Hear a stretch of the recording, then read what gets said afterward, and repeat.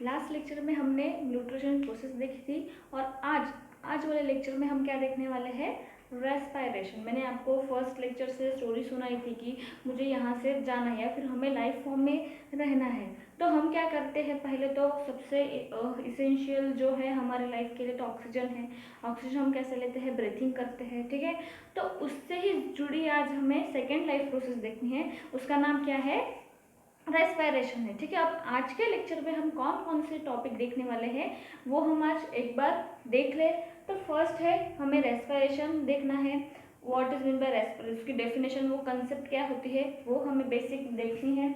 उसके बाद है टाइप्स ऑफ रेस्पिरेशन। अभी रेस्पिरेशन के कितने टाइप होते हैं, 2 टाइप होते हैं। फर्स्ट है एरोबिक रेस्पिरेशन और सेकेंड क्या है, अनएरोबिक रेस्पिरेशन।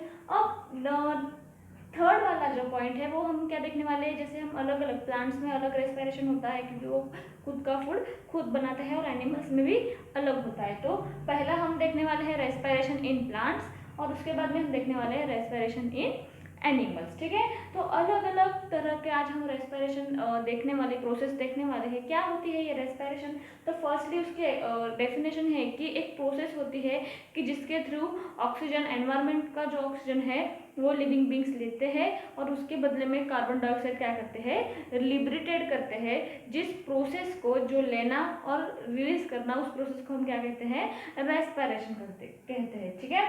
तो कैसे होता है, अभी रेस्पिरेशन प्रोसेस एक बायोकेमिकल प्रोसेस है और जो हम जिस थ्रू हम ऑक्सीजन लेते हैं और देते हैं, तो उस प्रोसेस को हम ब्रीथिंग कहते हैं। ब्रीथिंग के अकॉर्डिंग हम क्या करते हैं, ऑक्सीजन ले रहे हैं, कार्बन डाइऑक्साइड छोड़ रहे हैं और हमारे बॉडी में उसके अकॉर्डिंग ऑक्सीजन के मॉलिक्यूल्स आ रहे हैं, जो बायोकेमिकल प्रोसेस बन रही है जिसकी मदद से various types of energy startup ले रही है। तो उस प्रोसेस को हम क्या कहते हैं, रेस्पिरेशन कहते हैं, ठीक है।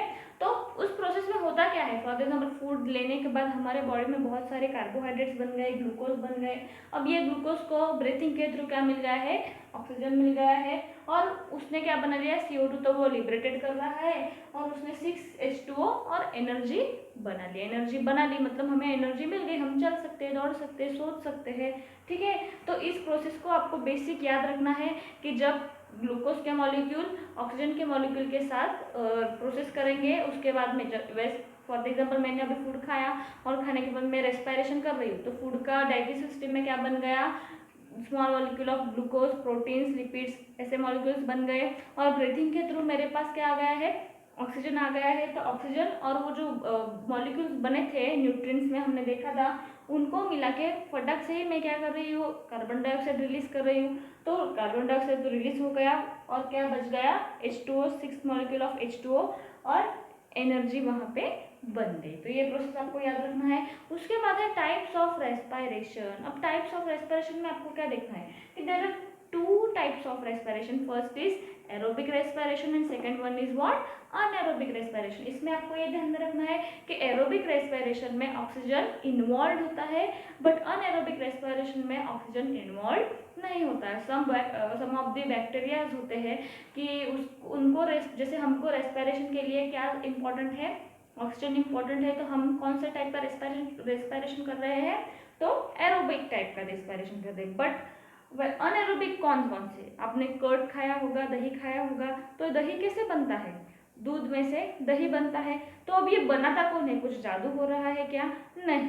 तो दूध में प्रेजेंट होने वाले जो लैक्टोबैसिलस बैक्टीरिया है, वो लैक्टोबैसिलस बैक्टीरिया क्या कर रहे हैं, दूध में से न्यूट्रिएंट्स ले रहे हैं और अनएरोबिकली उसको ऑक्सीजन की कोई ज़रूरत नहीं, ठीक है। तो इसलिए हम उसको क्या करते हैं, ढक के रखते हैं। तो अनएरोबिकली उसमें फर्मेंटेशन की प्रोसेस हो रही है, वो लैक्टिक एसिड बना रहे हैं और लाइफ फॉर्म में रह रहे हैं। अगर आप ऑब्जर्व करें तो पहले दिन का दही कर्ड अगर आप टेस्ट करेंगे और थर्ड दिन का अगर कर्ड टेस्ट करेंगे तो दोनों में क्या होगा, आपको डिफरेंस मिलेगी। क्यों डिफरेंस मिलेगी, क्योंकि फर्स्ट डे में जो लैक्टोबैसिलस थे वो बैक्टीरिया कम थे, फिर जैसे जैसे दिन बढ़ते गए वैसे वैसे बैक्टीरिया भी बढ़ते गए और थर्ड दिन में हमें वो ज़्यादा मिले और इसकी वजह से उन्होंने ज़्यादा लैक्टिक एसिड वहाँ पे फॉर्म किया होगा और हमें जो दही है वो उसकी टेस्ट जो है लैक्टिक एसिड मतलब कैसा होगा, वो खट्टा होगा, ठीक है। तो ये आपको ध्यान में रखना है कि अलग अलग बैक्टीरिया जो होते हैं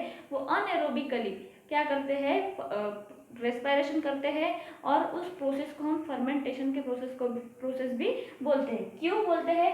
क्योंकि अगर वो O2 लेके मतलब एरोबिकली रेस्पायर कर रहे हैं तो वो क्या बना रहे, 6CO2 और एनर्जी बना रहे, H2O बना रहे। बट अगर वो अनएरोबिकली रेस्पायर कर रहे हैं तो वो क्या बनाएंगे, उनको O2 और CO2 तो नहीं मिल रहा है, तो अनएरोबिकली वो ग्लूकोज का कन्वर्जन किस में करेंगे, अल्कोहल में करेंगे। ठीक है, तो जिसकी वजह से ये अलग अलग फर्मेंटेशन प्रोसेस होती है। फॉर एग्जांपल आपने ग्रेप्स वाइन का नाम सुना होगा, तो ये वाइन भी कैसे बनती है, अनएरोबिक कंडीशन में ही वेरियस टाइप्स ऑफ जो बैक्टीरियाज होते हैं, जो ईस्ट होती है, वो शुगर का कन्वर्जन अल्कोहल में करती है, जिस रेस्पिरेशन को हम क्या कहेंगे, अनएरोबिकली। इसलिए जो वाइन होती है उसमें अल्कोहल परसेंटेज प्रेजेंट होता है, जैसे बियर हो गया, वाइन हो गया, तो वैसे।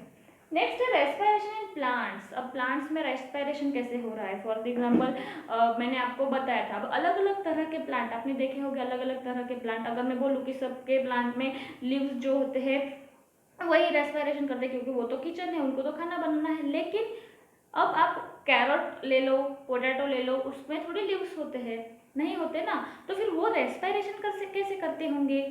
तो उनके अगर आप कैरेट देखो, कैरेट का स्ट्रक्चर कैसा होता है, इस कोल शेप का स्ट्रक्चर होता है।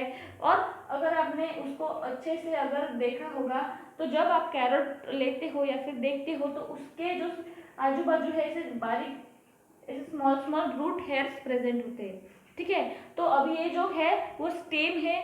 तो कुछ प्लांट्स होते हैं कि जिनके पास लीव्स नहीं, तो उनके जो स्टेम है वो क्या कर रहे हैं, रेस्पिरेशन कर रहे हैं। स्टेम नहीं, सॉरी, रूट्स।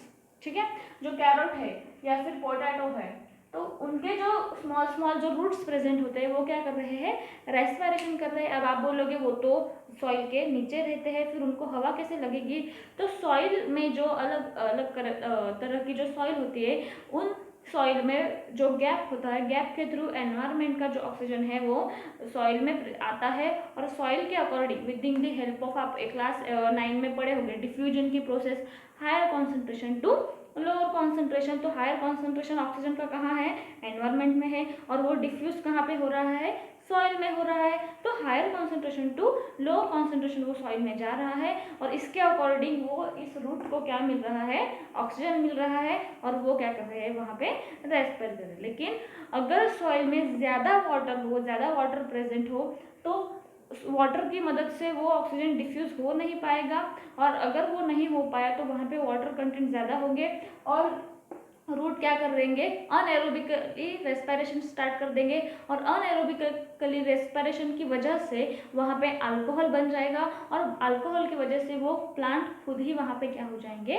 कील हो जाएंगे। तो ये एक बात आपको ध्यान में रखनी है कि रूट क्या कर रहे हैं, ज़मीन के अंदर ही है, और वो सॉइल जो ऑक्सीजन वहाँ पे डिफ्यूज हुआ है उसके थ्रू वो क्या कर रहे हैं, रेस्पायर कर रहे हैं। जैसे आप फिशेस जो वाटर में प्रेजेंट रहने वाले जो जितने भी लिविंग बींग्स है, लिविंग ऑर्गेनिजम्स है, फिश है, ठीक है, टर्टल है, तो वो कैसे रेस्पायर करते हैं, तो वो भी वैसे ही जो वाटर में डिजोल्व होने वाला ऑक्सीजन होता है वो लेते हैं, और इसके थ्रू वो क्या कर रहे हैं, रेस्पायर कर रहे हैं। अब स्टेम की बात, रूट की बात तो होगी, अब स्टेम मतलब अगर आपने हर्बेशियस प्लांट्स देखे होंगे, छोटे छोटे पौधे देखे होंगे, तो उनके जो स्टेम्स होते हैं वो कैसे होते हैं, बहुत ही फ्लेक्सिबल होते हैं। ठीक है, अलग अलग आपने देखे होंगे, तो वो फ्लेक्सिबल होते हैं, और वो जो होते हैं वो बहुत स्ट्रांग नहीं होते, स्टेम बहुत ठीक होते हैं। ठीक है, अगर आपने रोज़ का पौधा देखा होगा, या फिर आपने अलग अलग छोटे छोटे फ्लावर्स जिस पौधे को आते हैं, तुलसी का पौधा देखा होगा,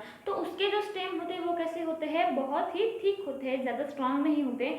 तो उनमें भी लीव्स की कुछ प्लांट्स होते हैं जिसमें लीव्स की कमी होती है, तो उसमें ये जो स्टेम है वो क्या करते हैं, रेस्पिरेशन करते हैं। उसके बाद है लीव्स, सबसे इम्पॉर्टेंट जो है, बड़े बड़े जो ट्रीज आपने देखे होंगे, मैंगोस ट्रीज है, उसके बाद में बनियन ट्री है, ठीक है, नीम ट्री है, तो उसमें कौन करता है रेस्पिरेशन, क्योंकि उसका स्टेम तो स्ट्रांग है, और रूट जमीन के बहुत अंदर होते हैं, वहां तक ऑक्सीजन पहुंच नहीं पाता, तो अभी प्लांट को तो रेस्पायर करना है, ऑक्सीजन की जरूरत है, तो वो कैसे करते होंगे, तो उस प्लांट के जो लीव्स होती है, ये आपके प्लांट की सपोज ये लीफ है, तो इस लीफ में क्या प्रेजेंट होता है, एपिडर्मल सरफेस पे स्टोमाटा नाम के सेल्स प्रेजेंट होते हैं और ये स्टोमाटा क्या करते हैं, ओपनिंग और क्लोज की जैसे हम रेस्पिरेशन लेते हैं, ठीक है, ब्रीथिंग करते हैं और इनहेलेशन एक्सहेलेशन की प्रोसेस करते हैं, वैसे ये स्टोमाटा ओपन होता है, क्लोज होता है, ठीक है। इस तरह से प्लांट के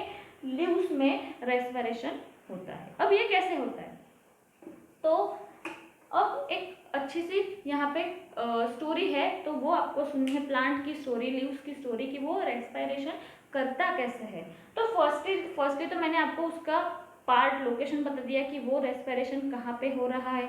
तो वो लोकेशन कौन सा था, तो प्लांट के लीव्स में भी बहुत सारे सेल्स होते हैं। कौन से सेल्स है, स्टोमाटा सेल्स, ठीक है। तो स्टोमाटा सेल की यहाँ पे मैंने डायग्राम बनाई कि ये एपिडर्मल सेल्स है और ये एपिडर्मल के पास जो बीच में जो गैप है, इस गैप को हम क्या कहेंगे, स्टोमाटा सेल कहेंगे। और आजू बाजू जो किडनी शेप्ड के जो सेल्स आए हैं उस सेल्स को हम बोलेंगे गार्ड सेल। और गार्ड सेल के अंदर क्या क्या प्रेजेंट है, न्यूक्लियस प्रेजेंट है। ये भी एक सेल के टाइप है, जैसे हमारे बॉडी में होते हैं ना न्यूरॉन सेल्स, एपिडर्मल सेल्स, ठीक है, फिर अलग अलग तरह के, तो वैसे ही रिप्रोडक्टिव सेल्स, तो वैसे ही प्लांट में जो सेल्स है जो रेस्पिरेशन का काम कर रहे हैं उस सेल का नाम है क्या, स्टोमाटा या फिर गार्ड सेल, की जिसमें दो गार्ड सेल के बीच में स्टोमाटा क्या होता है, प्रेजेंट होता है। अब ये गार्ड सेल का क्या काम है कि अभी वाटर जो है, वाटर तो पूरे प्लांट में रूट वाटर ले रहे हैं और पूरे प्लांट में क्या कर रहे हैं, वो ट्रांसफर कर रहे हैं। अब ट्रांसफर करते करते वो लीव्स के पास वाटर आ गया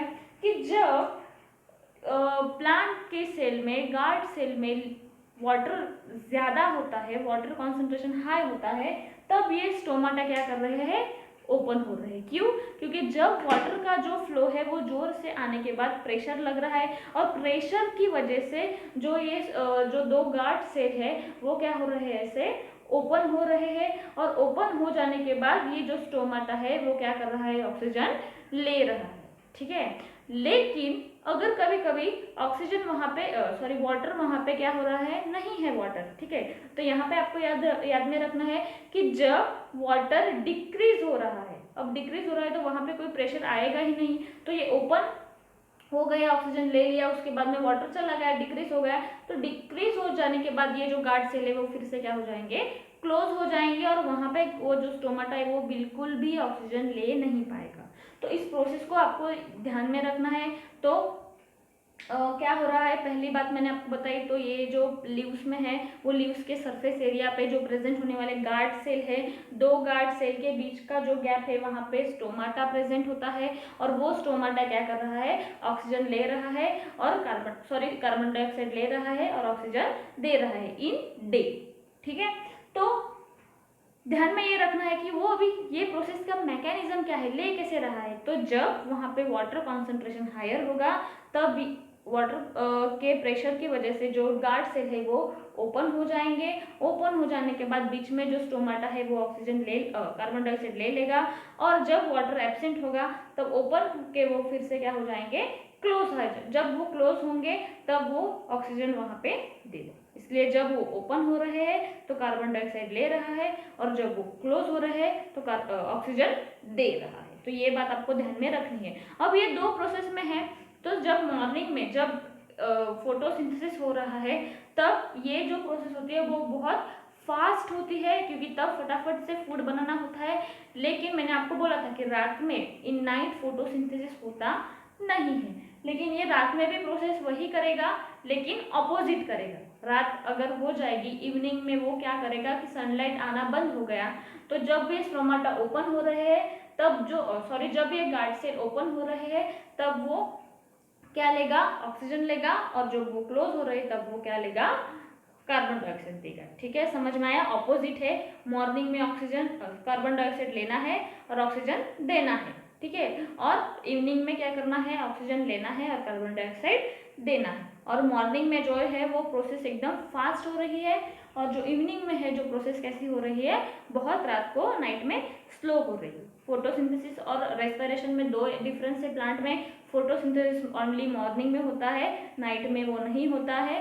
बट रेस्पिरेशन मॉर्निंग में भी होता है और नाइट में भी होता है। बट डिफरेंस ये है कि मॉर्निंग में वो O2 लेगा, CO2 देगा और इवनिंग में वो क्या करेगा, CO2 लेगा, सॉरी मॉर्निंग में वो क्या करेगा, CO2 ले रहा है, O2 दे रहा है, और इवनिंग में उसके अपोजिट। तो ये आपको ध्यान में रखना है। और ये ओपन और क्लोज कैसे होता है कि जब वाटर प्रेशर वहाँ पे इंक्रीज होगा तो ये ओपन हो जाएगा, और वाटर प्रेशर डिक्रीज होगा तो वो क्या हो जाएगा, क्लोज हो जाएगा। अब नेक्स्ट पॉइंट है हमारा रेस्पिरेशन इन एनिमल्स। अब एनिमल्स में रेस्पिरेशन कैसे होता है, फॉर एग्जाम्पल हम हवा कैसे लेते हैं, कहाँ से लेते हैं, तो आपने बेसिक कंसेप्ट तो पढ़ लिए होंगे कि हमारे बॉडी में जो नोज है, नोज से हम ऑक्सीजन लेते हैं।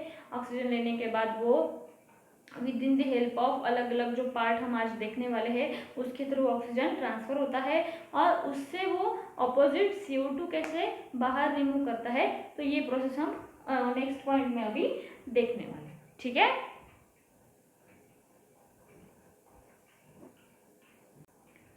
तो रेस्पिरेशन इन एनिमल्स हम स्टार्ट करते हैं। अब आप भी रेस्पिरेशन करते हो, मैं भी रेस्पिरेशन करती हूँ। हम दोनों कैसे रेस्पिरेशन करते हैं, तो फर्स्टली आप नोज के थ्रू क्या ले रहे हो, हवा ले रहे हो, रेस्पायर कर रहे हो, ब्रीथिंग कर रहे हो। तो फर्स्ट एयर मूव थ्रू, यहाँ पे मैंने स्टेप वाइज चार्ट बनाया है, उस चार्ट के अकॉर्डिंग हमें लर्न करना है, ठीक है। तो फर्स्टली तो नॉस्ट्रिल एंड नेसल कैविटी, जो नोज में जो प्रेजेंट होता है उसको हम क्या कहेंगे, नॉस्ट्रिल और नेसल कैविटी। अगर इसको हम अच्छे से स्टडी करें तो वहाँ पे स्मॉल हेयर्स प्रेजेंट होते हैं और स्टिकी मटेरियल प्रेजेंट होता है। कि क्यों वो प्रेजेंट होता है, कि जिसकी वजह से हम अगर एयर ले भी रहे हैं तो जो भी डस्ट पार्टिकल्स है, बैक्टीरियाज है जो हमें हार्मफुल कर सकते हैं, वो यहीं पे ही क्या हो जाएंगे, किल हो जाएंगे। वो सिर्फ जो फ्रेश एयर है उसको ही आगे क्या करेगा, पास आउट करेगा। तो आपको ये बात ध्यान में रखनी है, नॉस्ट्रिल एंड नेजल कैविटी। उसके बाद क्या है, फेरिंग्स। फेरिंग्स का नाम आपने न्यूट्रिशन में भी पढ़ा होगा कि जब हम फूड को अंदर डालते हैं तो जो फेरिंग्स है उसके थ्रू वो आगे फूड जाता है। तो फेरिंग्स क्या कर रहा है कि जब हम हवा ले रहे हैं तब वो हवा मतलब जो एयर है उसको फेरिंग्स के थ्रू ट्रकिया में क्या कर रहा है, ट्रांसपोर्ट कर रहा है। लेकिन जब हम फूड ले रहे हैं तब वो फेरिंग्स क्या कर रहा है, जो हमारी एलिमेंट्री कैनल है वहाँ पे वो क्या कर रहा है, उसको ट्रांसफर कर रहा है। तो नेक्स्ट है फेरिंग्स। फेरिंग्स के थ्रू जो है वो अब एयर आगे वाले पार्ट में गई जिसको कहेंगे हम ट्रकिया। ट्रकिया क्या है, यहाँ पे अगर आप डायग्राम देखोगे तो ये जो वाइंड पाइप दिख रहा है इसको हम वाइंड पाइपन बोलते हैं। जो जिसकी जो सेल है वहाँ पे ऐसे C शेप की सेल है, और ये जो है वहाँ पे सर्कुलर फॉर्म में सेल क्या है, रिंग फॉर्म में प्रेजेंट होती है, जो जो जिसको हम क्या बोलेंगे, ट्रकिया। ट्रकिया आगे जाके लंग्स में क्या हो जाता है, 2 लंग्स में डिवाइड हो जाता है। अब ये ट्रकिया के थ्रू जो अलग अलग वेरियस टाइप्स के जो आपको दिख रहे हैं जिसको हम क्या बोलते हैं, ब्रोंचाई बोलते हैं। तो लंग्स राइट और लेफ्ट साइड में डिवाइड हो रहा है। राइट साइड में ये जो ब्रोंचाई है वो कितने होती है, तो राइट में जो होती है वो होती है 3 टाइप्स ऑफ ब्रोंचाई, और जो लेफ्ट साइड में होती है वो कितनी होती है, वहाँ पे 2 टाइप्स ऑफ ब्रोंचाई क्या होती है, प्रेजेंट होती है। अब ये जो ट्रकिया है, ट्रकिया की लेंथ आपको एग्जाम में पूछी जाती है, MCQ आता है। जो ट्रकिया है वो 11 सेंटीमीटर लेंथ है उसकी, और 2.5 सेंटीमीटर कैसा है, वो लॉन्ग है, ठीक है।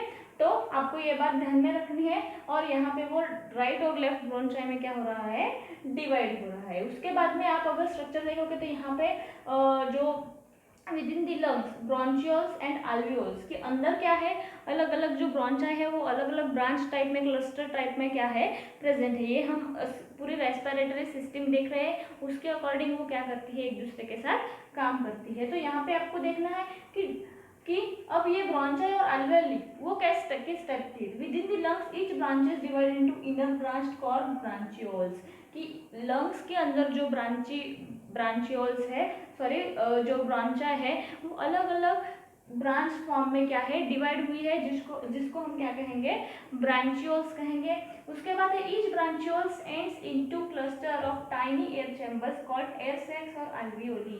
कि जो अलग अलग जो क्लस्टर है वो क्या है, अलग अलग एयर सैक्स उसको बोला गया है। तो यहाँ पे मैंने उसकी भी डायग्राम निकाली है। तो ये आपका है अल्वियोलर, जिससे यहाँ से स्टार्ट हो रहा है, और ये क्लस्टर फॉर्म में कैसा है, प्रेजेंट है, जिसको हम अल्वियोलर सैक कहेंगे। उसके बाद में ये ऊपर प्रेजेंट है वो क्या है, अल्वियोलर डक्ट है। और एक सेल को, जो क्लस्टर में प्रेजेंट रहने वाली एक सेल को हम क्या कह रहे हैं, अल्विओलस। मैंने आपको बोला था कि सेल अलग अलग तरह के अलग अलग पार्ट में प्रेजेंट है, उसके अकॉर्डिंग उसको नाम दिया गया है। तो यहाँ पे आपको ये अल्वियोलर का ध्यान में रखना है। नेक्स्ट है हमारा क्या है, तो लंग्स। लंग्स कैसे है, 2 पेयर्स ऑफ ऑर्गन्स प्रेजेंट है, और जो 2 पेयर्स है, जो डबल मेम्ब्रेन है उसको हम कहेंगे प्लूरल, डबल लेयर्ड, और जो बीच में की जो स्पेस है उस स्पेस में क्या प्रेजेंट होता है, प्लूरल फ्लूइड प्रेजेंट होता है। तो यहाँ पे आपने रेस्पिरेटरी सिस्टम के अलग अलग ऑर्गेनिजम्स देख ले। तो फर्स्ट क्या थी आपकी नोस्ट्रिल और नोजल कैविटी की, जिसकी वजह से आप एयर ले रहे हैं। उसके बाद में है फेरिंक्स जो आगे पास आउट कर रहा है। उसके बाद में ट्रकिया, ट्रकिया क्या है, वाइन पाइप, और जो कहाँ पे डिस्ट्रीब्यूट हो जाता है, 2 लंग्स में डिस्ट्रीब्यूट हो जाता है। तो राइट वाले लंग्स में वो क्या डिस्ट्रीब्यूट कर रहा है, ब्रॉन्चाइट डिस्ट्रीब्यूट कर रहा है। वो कैसा है, 11 सेंटीमीटर लेंथ है, 2.5 सेंटीमीटर उसकी वो लॉन्ग है। ब्रॉन्चियल्स भी राइट में 3 टाइप के और लेफ्ट में 2 टाइप के ब्रांच डिस्ट्रीब्यूट हो रहे हैं। और वो जो ब्रांचेस डिस्ट्रीब्यूट होने के बाद लंग्स में भी वो सब ब्रांच फॉर्म कर रहे हैं, और फॉर्म करने के बाद वो जो डक्ट बना रहे हैं उस डक्ट को उस सैक को हम कहेंगे एल्वियोलर सैक, और उस सैक के अंदर अलग अलग सेल होते हैं। अब सैक में जो प्रेजेंट रहने वाले जो सेल है, उस एक सेल की मैंने डीपली डायग्राम बनाई है।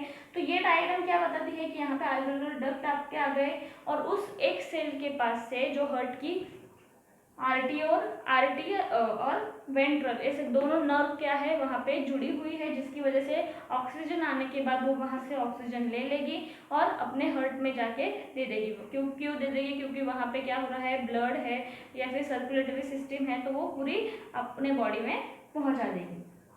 वहाँ पे अलग अलग तरह की ब्लड कैपिलरी भी जुड़ी हुई है, और इस स्ट्रक्चर को हम कहेंगे एल्वियोलस। हमने स्टार्ट कहाँ से किया था, पहले ट्रकिया, ट्रकिया के बाद डबल लेयर्ड मेम्ब्रेन, आपको डबल मेम्ब्रेन लेयर्ड आपको याद रखना है लंग्स। फिर ट्रकिया से अंदर क्या है, उसके अंदर 2 ऑल्वी, 2 क्या है ब्रॉन्चाई वहाँ पे डिस्ट्रीब्यूट हुई है। ब्रॉन्चाई डिस्ट्रीब्यूट हो जाने के बाद राइट में 3 और लेफ्ट में 2 ब्रॉन्चाई है। ब्रॉन्चाई फिर से सब ब्रांच कर रही है, जिसको हम ब्रॉन्चियोलस कहते हैं। अब सब ब्रांच करके वो क्या बना रही है, एक पूरा, इस ब्रांच को हम क्या कहेंगे, एल्वियोलर सैक कहेंगे। ठीक है, तो ये बात आपको ध्यान में रखनी है। यहाँ पे हमने रेस्पिरेटरी सिस्टम देख ली। अब नेक्स्ट हम क्या देखेंगे कि हम ब्रीथिंग कैसे करते हैं, इनहेलेशन और एक्सहेलेशन। ठीक है, तो वो प्रोसेस हम देखने वाले हैं।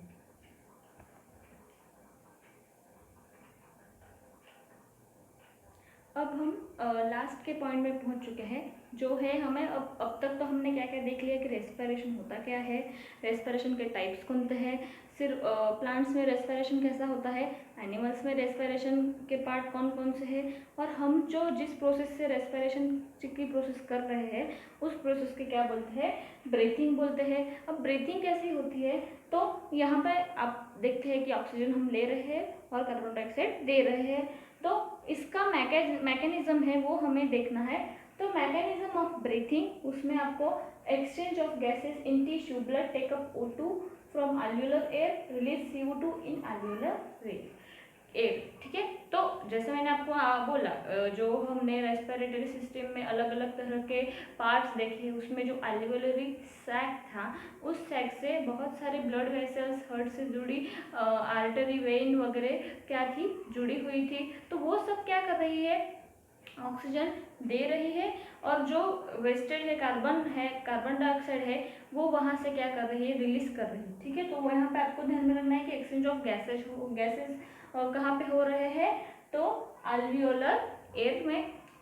उसके बाद है 2 टाइप की हम प्रोसेस करते हैं, जो हम ऑक्सीजन लेते हैं, जिसको बोलते हैं हम इनहेलेशन। इनहेलेशन मतलब क्या, कि air moves in with contraction of diaphragm and muscle of rib, कि जब हमारे बॉडी में जो मसल ऑफ रिब और डायफ्रागम जो है उसमें कॉन्ट्रैक्शन रिलीज होता है, तब हम क्या कर रहे हैं, एयर ले रहे हैं। ठीक है, और उसके बाद है एक्सहेलेशन। एक्सहेलेशन मतलब क्या, कि air moves out with reaction of diaphragm and muscle of rib, कि एयर जा कैसे रही है, कि जब मसल ऑफ रिब और जो डायफ्रागम है वो रिलैक्सेशन प्रोसेस में आ जाएंगे, तब एयर क्या हो रही है, रिलीज हो रही है। ठीक है, तो नेक्स्ट वाले लेक्चर में हम नेक्स्ट वाली जो प्रोसेस है उस प्रोसेस को देखेंगे।